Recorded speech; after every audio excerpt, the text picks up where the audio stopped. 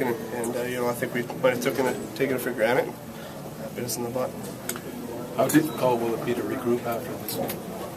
I think we just got to let this one go. We can't worry about it. We can't change it. Game 5 is a huge game. We have to make sure we're ready. They're going to come back fine in our building. We got to make sure we're ready for them. You've been behind in series and in games throughout the playoffs. Does this feel any different than those deficits? No, not at all. We're tied right now. We're in a good position. We came in here hoping to get a split, and we were able to accomplish that. We're going home into our building for Game 5, and we're excited about it. Sorry, you might have been asked this before, but what did you see in terms of just the difference when Mike Smith came in as opposed to Wilson? I don't think it's anything he did, obviously.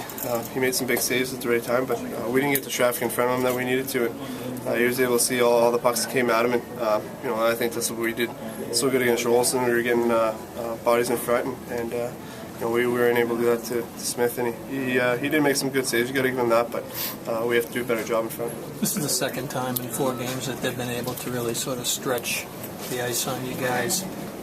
What is it that happens that gets you guys out of the cluster you like to play in, where you're really not very far from one another?